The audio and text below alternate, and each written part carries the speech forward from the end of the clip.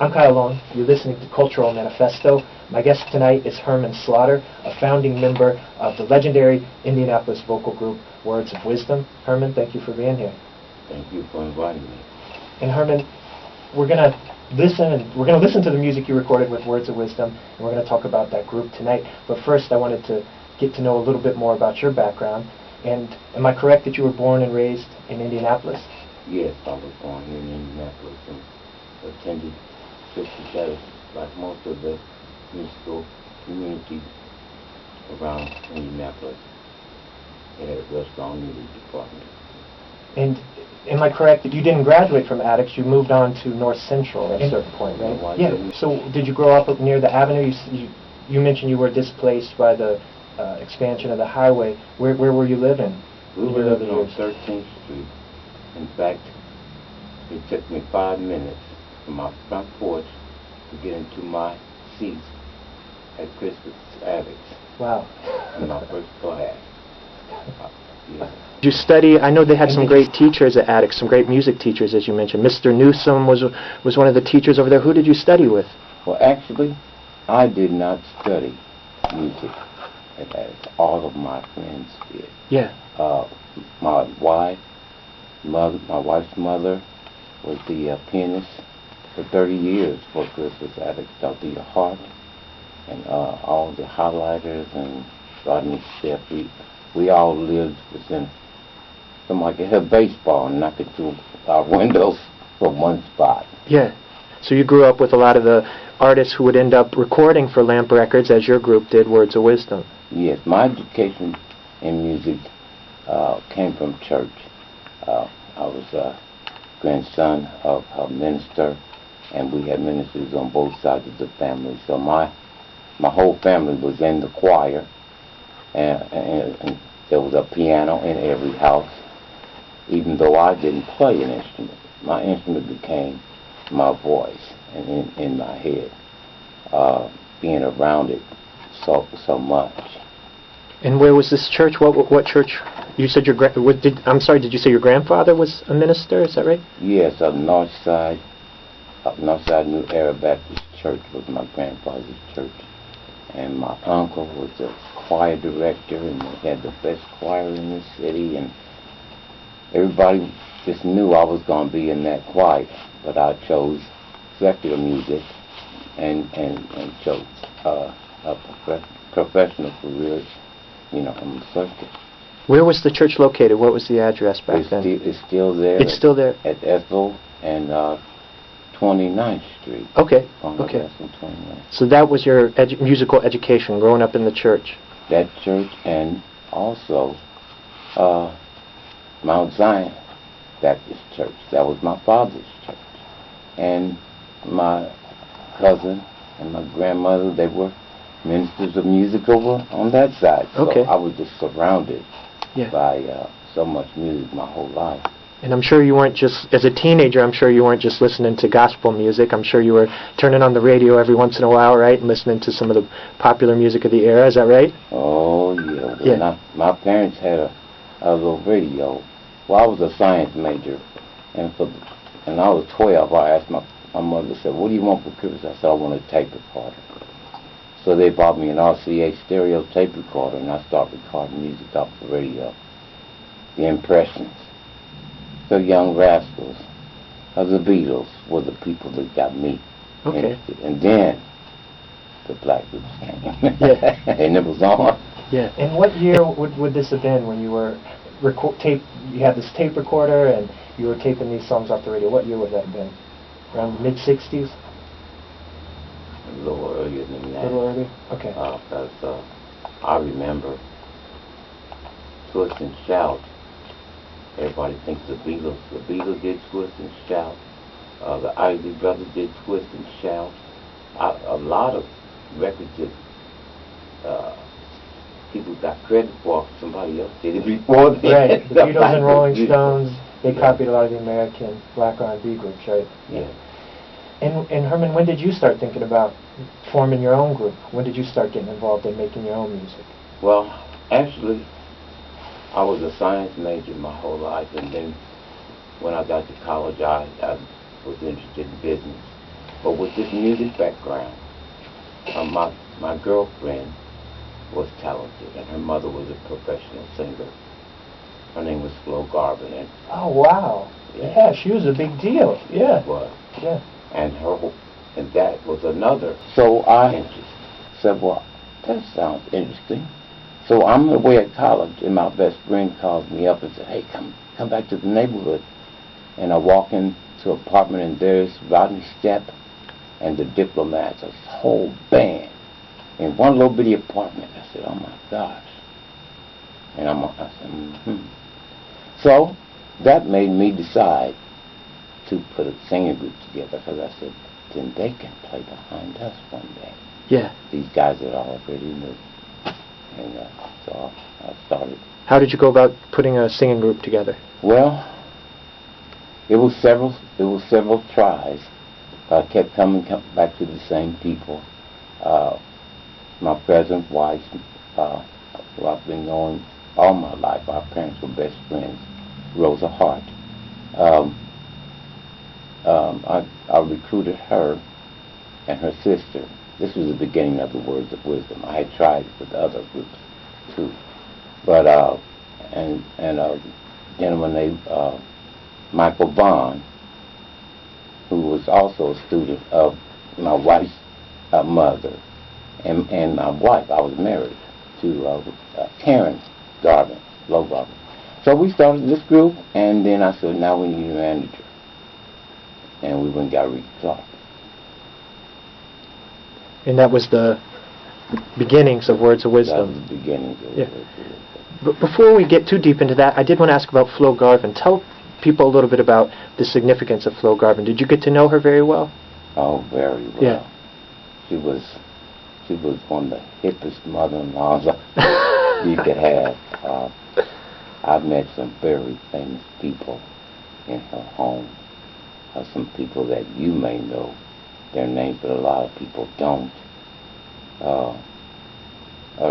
Earl Garner, Robert McNair, Christine Jorgensen, some people that Chris. Right, that she opened for him when he would come here and do his psychic routine. I don't know exactly what you would call that. He had a special name for it. I can't remember what he called it, but she was his opening act, right, when he came here to the clubs. Yeah, they were very good friends. Yeah, I got to go at a very young age to a nightclub because my girlfriend's mother. Right. So she snuck you in. I was 17 years old, 16. I'm sitting there at the bar. Yeah. And what kind of artist was Flo Garvin as a performer? She was elegant. Yeah. She was a very soft singer. She could sing in a whisper, and bat her eyelashes and just charm you to death. Yeah. She was a lovely entertainer, for sure. Did you take a lot of influence? I mean, you're an impressionable young man, and you're in this nightclub watching this great talent perform. Did you take a lot of influence from that? Oh, yes, yeah. But even more so, she had very talented children. Her eldest son, Buzzard, was the drummer for the Highlighters. Okay. And Dwayne Garvin, right? Dwayne Garvin. Yeah. And he played for a lot of people. I miss him so much, and I wish he was here to help me with this music that I'm doing now. Sure. But he played with Ebony Rhythm Funk Campaign, James Brown, the Funkadelics. I mean, you name it. Allison and Calvin Turner. Yeah. Yeah, great local Central Indiana R&B group. Yeah. And Herman, you were telling us, you got Ricky Clark as your manager for the Words of Wisdom, and things started falling into place for the group, right? Yes. Walk us through, the early days of the group and how you ended up recording this classic single for Lamp Records. What was the next step after Ricky Clark came in? Well, when Ricky Clark came in, he, business-minded person, connected us up with a booking agency. Bill Overman had all of the military bases, and he was a good advisor. And he said, well, first of all, you guys need a record. So that's when our quest was to get a recording together. And then, so we were using different bands. Singing groups and bands did not get along. It's competing interests, right? Musicians did not respect. Okay. They didn't respect? They didn't respect. They didn't think you were real musicians, right? Correct. Yeah. Correct. So it was a constant proving. But one thing, if you were a businessman, you had a gig, they played for you. So, I mean, eventually, what I said about Rodney Stepp, it happened. My mother-in-law comes into the picture again, both of them. Yeah. ISTA building. And it's a teacher's function to my mother-in-law had added. And she hired Rodney Stepp in to play, and we needed a band. And they played behind us, too. And so after that, we played several gigs, and we had to hire another band. So we decided to recruit our own band. And we approached Ricky again. Ricky had a friend named Leroy Seats that played drums. And then Leroy knew a bass player named Gary Amos. And and Rosa and Mabel knew Kevin Franklin that went to North Central out north. And we put together this rhythm section, and they were called Truth Band. So that from then on we were not dependent and didn't have that competition. And that's why the group was labeled, on the Lamp release, it was the Words of Wisdom Truth Review. Is that how they labeled it? Is that correct? The Words of Wisdom and Truth Review. Yes, correct. Yeah. And at this time, Herman, in the early days of the group, what kind of music were you performing? Were you doing cover songs of the hits of the day, or were you doing original music already? We were doing cover tunes. Yeah. What were some of your big numbers at that point? Oh, let's see, at that time, oh wow, Many Brilliant, a lot of the soft singers, by having a mixed vocals, girls and guys, we had to do a lot of different kind of stuff. Helen Redding and the Carpenters. Sure. And because black music was still growing. Yeah. You know. So you were doing a lot of ballads, a lot of popular ballads that were big on the radio at that time. A lot of Motown stuff. Sure. A lot of Gladys Knight. Yeah.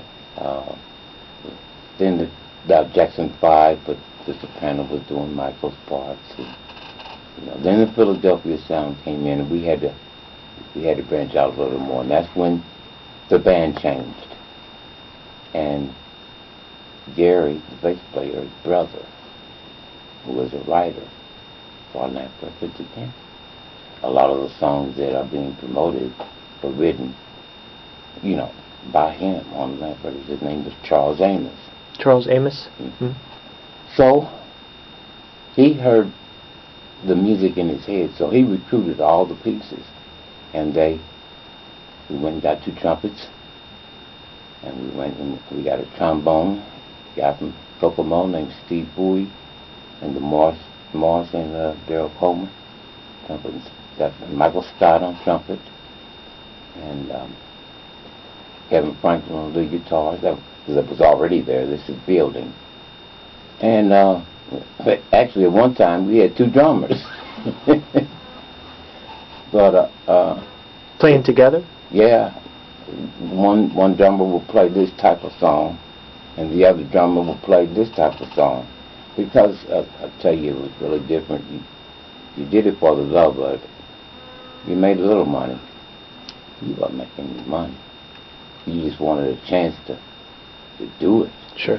Yeah. And where were you playing at this time? What sorts of clubs in Indianapolis were you playing at? Well, most of the clubs, by the time we got our record, first of all, that record helped us. We did high schools. Yeah. We did, believe it or not, we did Greenfield High School. Playing at the dances at the high school. Greenfield High Yeah, School. Greenfield, out in the country. Oh, yeah. But we went to Fort Wayne and South Bend, and then, that's like I said, the military bases Sure. as well. But the clubs filled in the holes, and there were places like Meadows, the In Crowd, the Demonstrators Club, let's see, Function Junction. There were a lot of other clubs that people played in that we did not play. We did not play on the Avenue. Why is that? It was band territory, and I don't know, it was just, the music changed at the time, and a lot of the jazz trio just took over. Okay, it was dominated by the jazz groups, and you just couldn't get your foot in. Yeah. Basically, yeah. Yeah. And what kind of club was the Demonstrators Club? That was a big soul spot, right? That was the soul spot, yeah. yes. Yeah. That's where all the funk bands. Sure, yeah. Do you remember who ran that club, or who owned that club? Ooh. Tyrone. Tyrone? Yeah. Meathead Jones. Meathead Jones? Meathead Jones, that's right. That's a great name. That's interesting, yeah. A lot of the club owners I knew, and some I did not. Yeah. And basically because that's why you get a manager. Sure, they have the connections. And you don't have to do all that legwork, and then the club owners don't take advantage of you because they're talking to your manager and not you. That's why my advice is to a real professional. Do not represent yourself. Try to find someone that has the savvy that'll teach you what is right, and then you can watch him and they can watch you, because he's got to watch the lawyers. Sure. Yeah. And how did Words of Wisdom go down at Greenfield High? You mentioned you played a gig out there. Man. Well, the PTA hired us, and the kids were just jamming. My wife, Karen Garvin at the time, did Who's Loving You, Michael Jackson style. That was the finale. And the teenagers, all the little white kids, they just were so thrilled. Oh, they just were so thrilled. We got standing ovations. More. So we played some more songs. Here comes the sheriff. All right, everybody, this is over. Stop the music.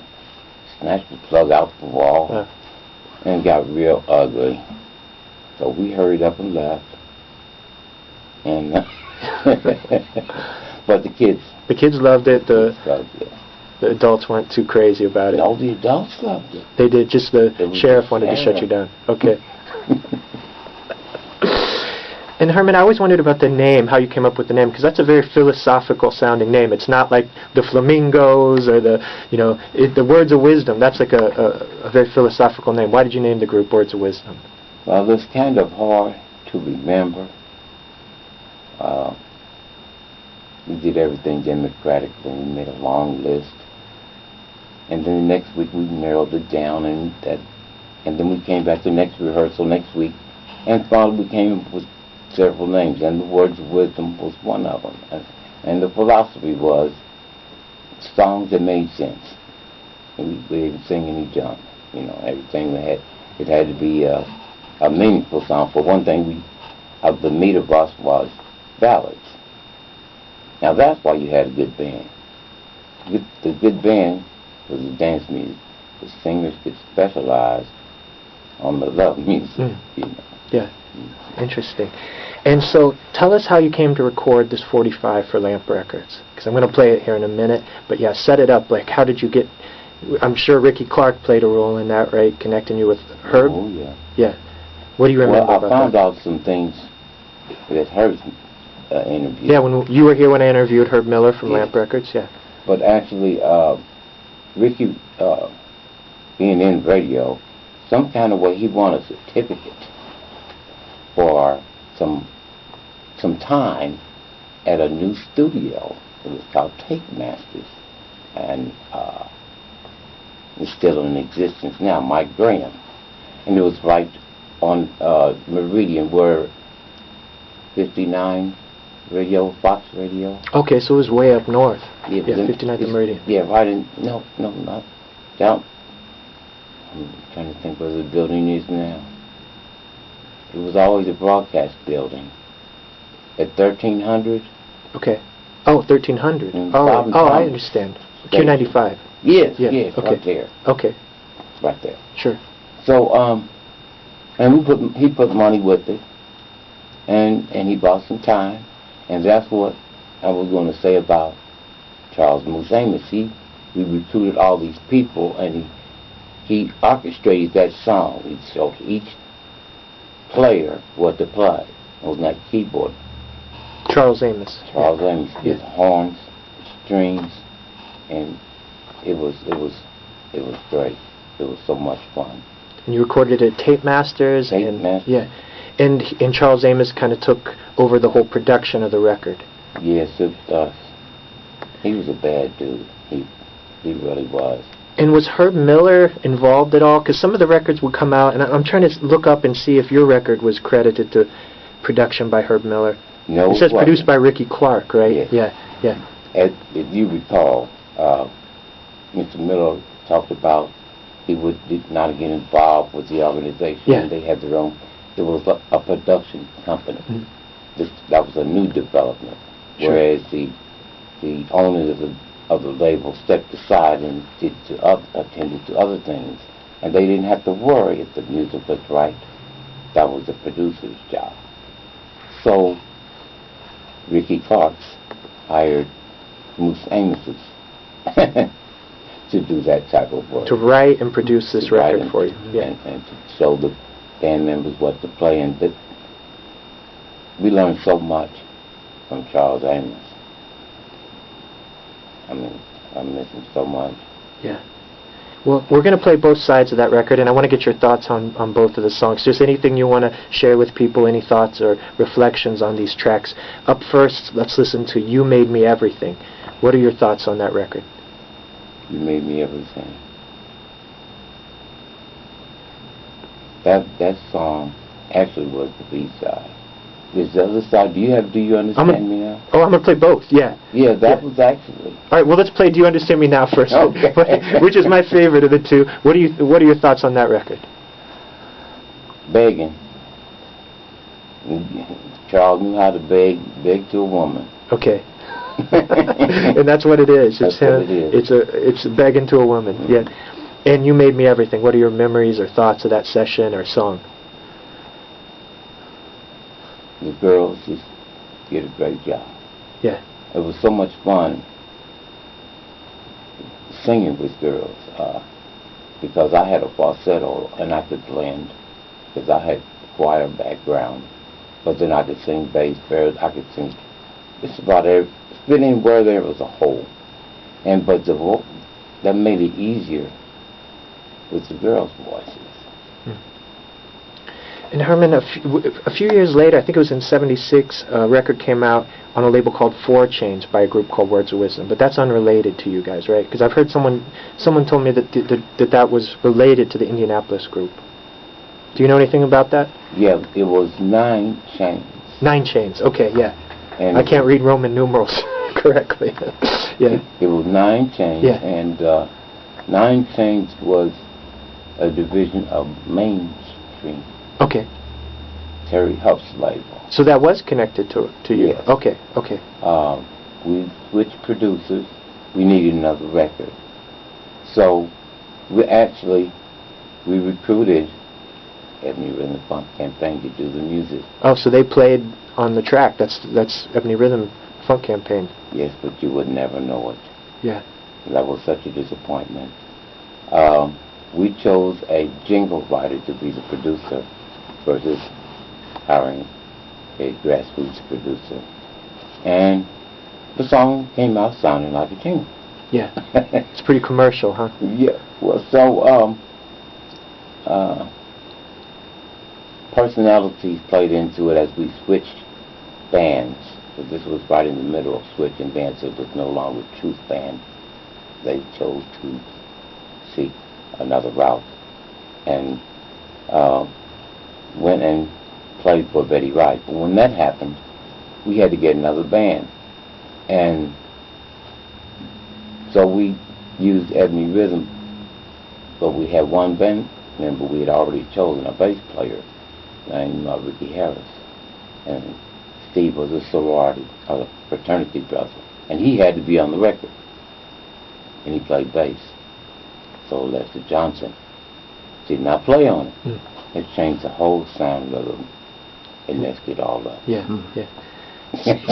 And I hope that Lester hears this, because he probably never heard the real story. Yeah. I had no control over it, and it just messed up the whole production. And the song, it was another Moose Amos song, but it did not come out the way it was played. Yeah, you're a friend of mine, and we're going to listen to that track as well, but it doesn't sound like you're terribly proud of that one. When we went to Southern Circuit, and we were playing jobs, and they heard how good we were when we played the R&B music, and they said, but that record they played in the commercial, was that you? They couldn't believe it. Yeah. We said, yeah, unfortunately.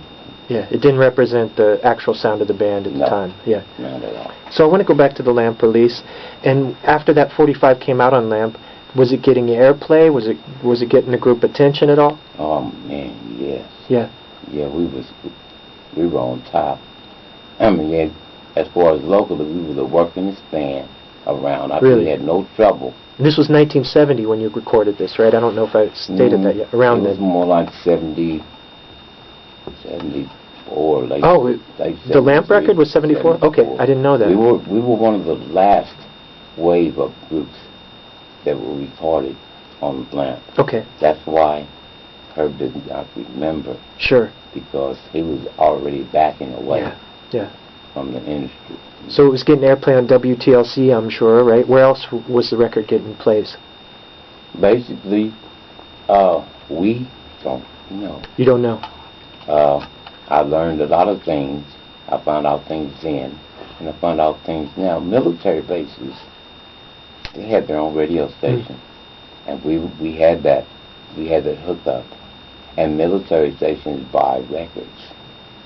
So that was part of the distribution system that Atlantic and Herb Miller's and people like that are hooked up with. So we have no idea. So you were getting national plays, but it might have been at these military bases around the country. Right. That's what. Or around the world, maybe. I don't know. Yeah. That's what brought the interest from Philadelphia, because we were approached by Philadelphia. That's how we got the Main Street deal with 9 Chains. Those were New York people. So yeah, the record came out, and you said you were the most booked band in Indianapolis at this time. Is that right? Yeah. Yeah. Where were you playing after the record came out? Did it kind of upgrade the types of gigs you were playing at? Yeah, we got more political functions. Yeah. We did the House of Representatives dinner at the Hilton right after Julia Carson and Bill Crawford won their post. Wow. You heard Herb Miller mention the Defiance Club. I found out just recently that they were instrumental in a lot of our better gigs. We did the Recorder Show reunion, again, Dionysus, of Defiance Club. But a man that he mentioned was my cousin that was in his club. So I just now realized that somebody, there's always somebody behind the scenes helping you. Yeah. In one show you mentioned, Herman, that your group performed at Words of Wisdom that I was really interested in hearing you talk about is the it was the Superfly review, which was at the State Fair Coliseum, I think in 1972, and that was after the film Superfly had become a huge, massive hit nationwide, and they booked a tour with Curtis Mayfield, who composed the famous score for Superfly, and Ron O'Neal, the actor from the film, would come and appear at this Superfly review with Curtis Mayfield. Is that right? Oh, yeah. And you performed at that legendary show at the Coliseum in 1972, right? Tell us about that. It was really fantastic. There were several groups from Indianapolis on the show. The Indies. Yeah. You heard. They were a girl group, right? Yes. Yeah. They were on the show. There was a jazz band from Kokomo. I can't remember what those guys' names were. They were very good. A guy named Chuck Berry was the leader of that band. And then,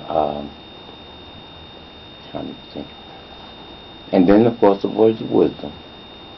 But the the Harold Melvin and the Blue Notes were supposed to be there. Yeah, that was the advertised and there was opener, a right? snowstorm up north, Yeah. and they got snowed in. So the OJs zipped in Yeah. and slid right on in there and put on a fantastic show. And Ricky Clark did a great job. Oh, I still love him to this day. We had some beautiful uniforms that my wife designed, and they had hoods on them, and Ricky had them put the lights down low, and the girls put the hoods up, and the lights went all around, and he just orchestrated it perfectly, and it just made it all the better, and the crowd just went wild, and that was the best concert that I ever had. That was the highlight. Yeah. Yeah. Did you get to meet Curtis Mayfield at all, or was he too busy? Oh, they're In always and out. too busy. Yeah. The only concert that I met James Brown, I met the OJs, because we did shows with them later down the line as well. But certain artists, you don't get to meet them. Sure. So that was one of the biggest shows the Words of Wisdom played. Any other shows you can remember from that time that stand out in your mind? Well, later in the times, like I said, we toured with James Brown. Yeah. We did about 5 cities with him. What year was that? Do you remember? That was late 76. Around the time you recorded with 9 Chains, put out the 45 with 9 Chains. Yeah. And we did so good with him that we had to change bands. We had to put together a jazz band to replace the other band. You don't take a jazz band down south. They didn't go over too well. When we were in Philadelphia, it was okay. So we had to put together a band as we went along, and that was interesting too. I could go on. So you were on a Southern tour with James Brown, or you were just doing dates all over the country? Oh no, Southern. We did the Chitlin Circuit. Oh wow. I did the rooms I was doing. Parliament of Funkadelic, and maybe the last week, and we were doing it this week. Yeah. Spinners last week. Yeah. You know. Was that one of the biggest? That was the biggest tour that the Words of Wisdom kind of hooked up with, James Brown. Yeah. Yeah. Any other acts you went on the road with at that time? We backed up. You would know again the Okay. people, but some of the people will not. Jackie Moore. Oh yeah, great soul singer. Yeah. Precious. A lot of artists would hire a band, a vocal group that had their own band, and they didn't have to work about background. Yeah. Or anything. Just you know, in the song. It's still done today. And we did her. We did Betty Swan. I don't know if you remember her. Hmm. Yeah. Okay, those two. Brooke Benson. Yeah. Great, iconic singer and songwriter. Yeah. What's the big man's name? King Solomon Burke. Oh, Solomon Burke. Wow. Yeah. That's a huge soul music icon. Yeah. Wow. So you were playing with some of the biggest stars in the we had business. an agent. Yeah. Greer Agency at that time was, and by that time we had left the Ricky Clark camp, and Ellen Greer was trying to be our personal representative. So, Herman, you told us about the 45 you made with 9 Chains. You're a friend of mine. And that was the last recording that you made with Words of Wisdom, right? You just had the 2 releases, am I correct, with Lamp and 9 Chains? Right. Yeah. And was that sort of the end of the group? It sounds like things kind of slowed down after that release. Well, music changed. Yeah. And the singing groups were dying. They wanted self-contained bands. And it was going into disco at that time too, right? Correct. Yeah. Disco was coming in, and then so a lot of even the bands that they became side men just on the disco cuts. You know, now Rogers, you know, people like that. They just went into straight production and TV and so forth. So you all kind of got together and just kind of came to a mutual decision that it wasn't going anywhere, and you were just going to head your separate ways. How did that come about? Actually, I would have to say that's not. You heard heard Miller say that the cultural change Okay. is what did it for me. When I went south, people tried to break your group up when they saw that you were organized and loyal. We call them haters. Yeah. And even James Brown's organization attempted to do this. They coaxed the keyboard player was hey, we'll give you a record deal and you can have your own group. And another singer over here, and then even the agents. He's only a singer. He's the founder, but I'm the manager. I'm the agent. So conquer and divide, and things just changed. And I said, hey, I'm out. And so, well, what are you gonna do? I said, I'll go home and start another group. and I came back home. And is that what you did? You started another group? No, I just began my efforts to. You've done a lot of behind-the-scenes work, right?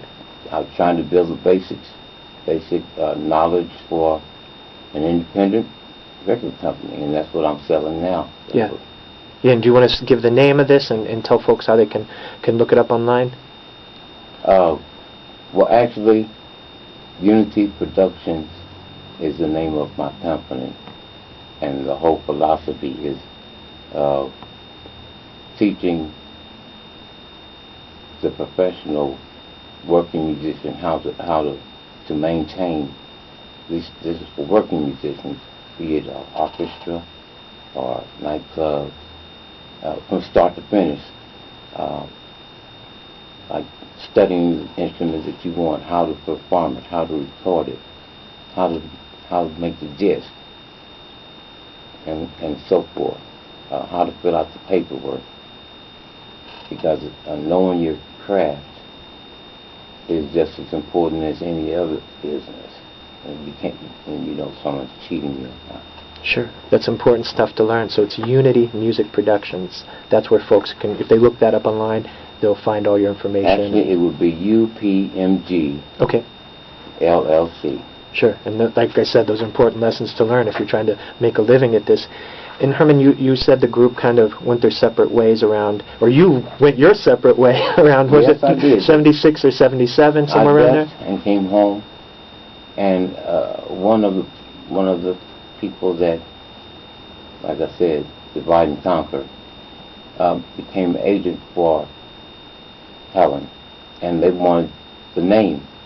Okay, can we have the name Words of Wisdom since you've gone home? I said, well, I'll ask the other members, and I asked them, and they said no.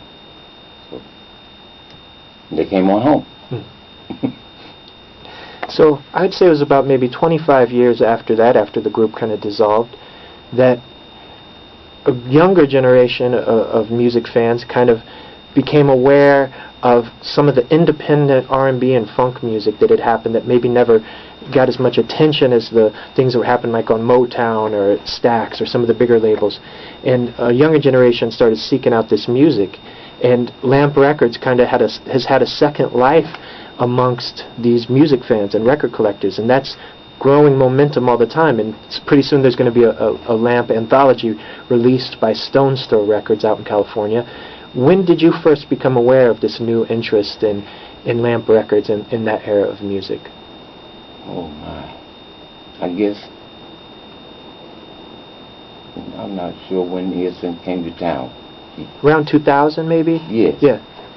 Around 2000. Ethan or Egon, some people call him, from Stone's Throw Records. He came to Indianapolis about 17, 18 years ago and started doing some research for a compilation he put out called Funky 16 Corners. And he ended up buying the rights, I think, to the whole Lamp catalog, right? Yes. Yeah. But as they are now, yeah, looking for as near mint condition copies of the product. My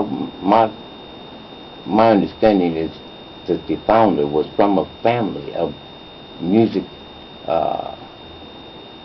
enthusiasts, his parents. So he was born into that, and that's That's my understanding. Yeah. So Ethan from Stone Still came to Indianapolis and was knocking on people's doors looking to connect with some of the musicians that contributed to LAMP.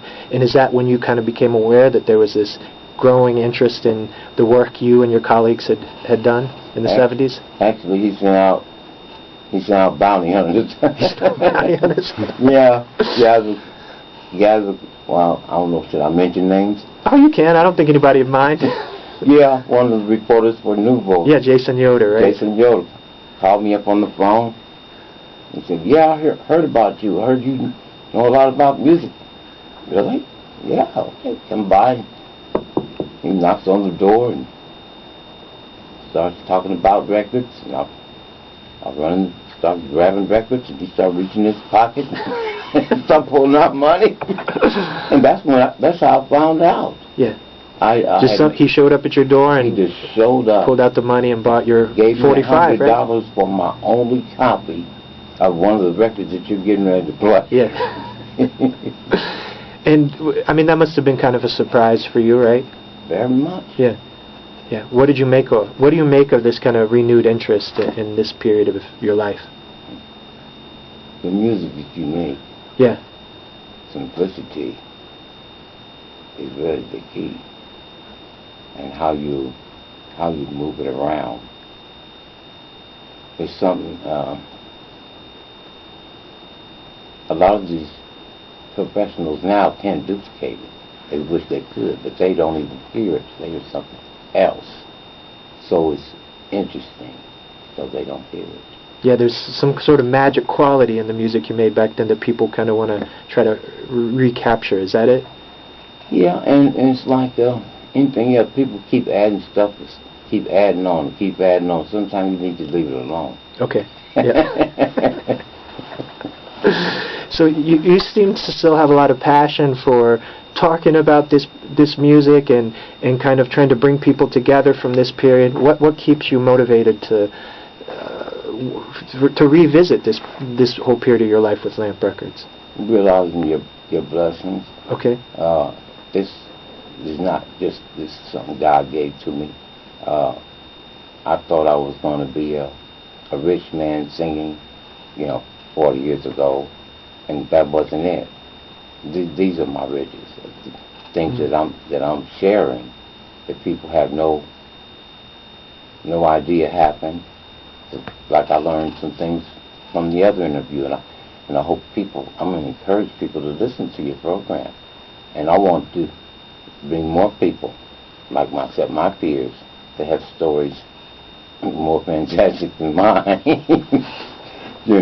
about their experiences, Yeah, I think, in the coming months I'm gonna continue to talk about Lamp Records, and I think it's going to get more exposure nationally with this reissue. I'm sure of that when it comes out, and I'm excited to keep communicating with you about this, and I appreciate you coming here today and telling the story of Words of Wisdom. Anything else you want to add, Herman, or any final? My goal is to have an independent recording institution that teaches the business of independent music, and like when I say nonprofit, everybody gets paid, but there's no stock, and the money goes into the artist makes more money out of their product, and the production companies they make more money, and it takes a middleman out of the situation, and that's my goal, because those are jobs.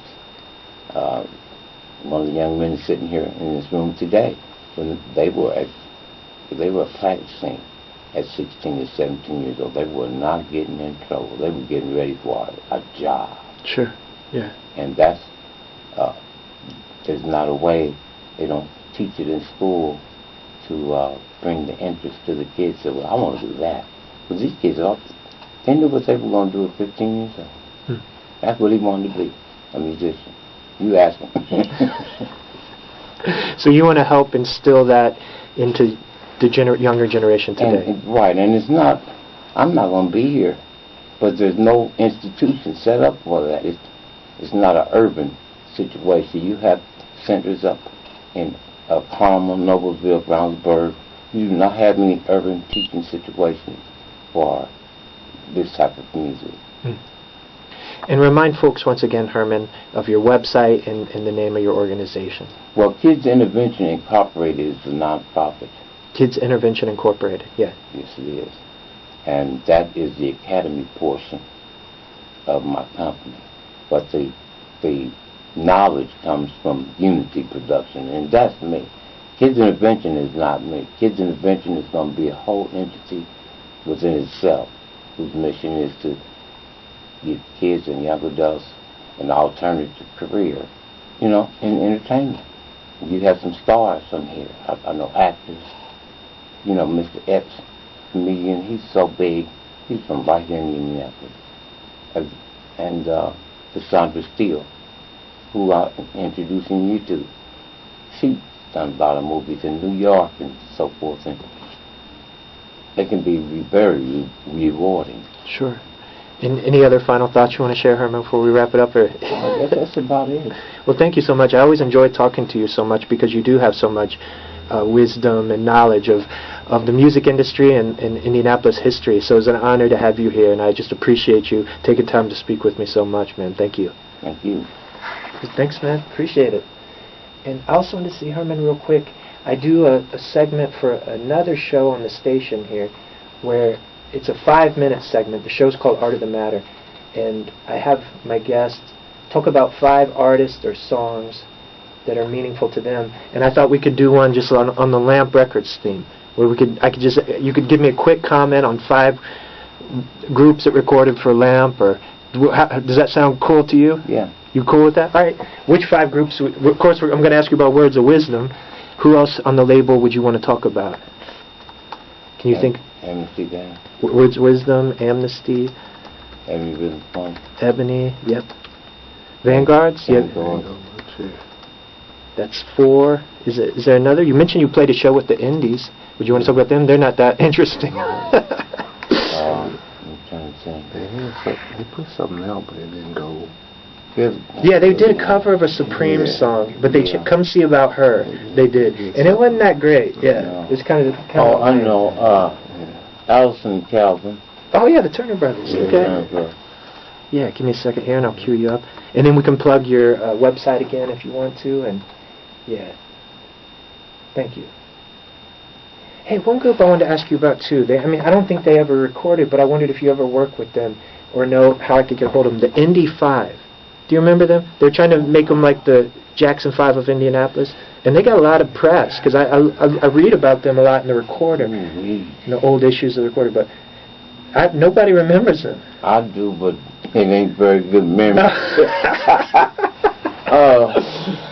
The guy I know, he's mental.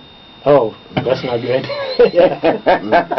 They were all guys, wasn't they? Yeah, and I think they were brothers, or at least in the press they said they were brothers, because they were trying to make them like another Jackson 5 type of deal. Yeah. No, I'm sorry, I can't help you. Just curious. You never did a show with them or anything? You don't remember if you did? I do remember. It sounded like the guys we played behind at the demonstrators. Yeah, were they brothers? Like young, they were young. They were just trying to jump right on the Jackson 5 trend. And they played some big shows. Chucky Bush was with them. Really? Chucky Bush, he was originally one of them. Oh, really? Yeah. Now that's what I didn't know. He was at the demonstrators. Yeah. That's what I didn't know. When you have time, I gotta go do a whole nother interview with you, man. We had to play behind them. What was that, ZZ here? Yeah, I played with ZZ. Really? Wow. Yeah. For a long time. Oh, you toured? Dick were in his band? Yeah. Oh, wow. Yeah. 75. I come back home to Blizzard of 78. Wow. We had 20 inches of snow here. So. Yeah, man. If you ever want to come back and do an interview sometime, I would love to. Yeah, we're gonna be working together. That's all right. Thank you, Herman. I appreciate you're so generous with your time and your resources. I appreciate it, man. Cool. I'll record this real quick with you and ask you just a couple of sentences, whatever comes off the top of your mind about these groups. Okay. I'm Kyle Long. You're listening to. I'm doing my. I'm Kyle Long from Cultural Manifesto. I'm here with a legendary member of the Indianapolis music community, Herman Slaughter. Herman, thank you for being here. Thank you. Herman was a member of the fantastic Indianapolis vocal group Words of Wisdom back in the early 70s, right? Yes. And you recorded a great 45 RPM release for Lamp Records, which was kind of like a miniature version of Motown right here in Indianapolis. And you're going to share with us some memories about five of your group and four of your fellow groups that recorded for Lamp. But up first, give us a few thoughts on your group, Words of Wisdom. Well, the Words of Wisdom evolved. It kept changing, and that was our longevity. And we just we believe in having males and females. That way we appeal to both audiences, and everybody loved it. It was a lot of fun. Yeah, you made a great record, and we're going to listen to a little clip of it now. And Herman, another group you mentioned you wanted to talk about from the Lamp days is maybe my favorite group that recorded for Lamp, Amnesty. This is a powerful group, right? Yes, they were a very strong group, and I looked up to them for a long time, and then later on had an opportunity to go on the road with them.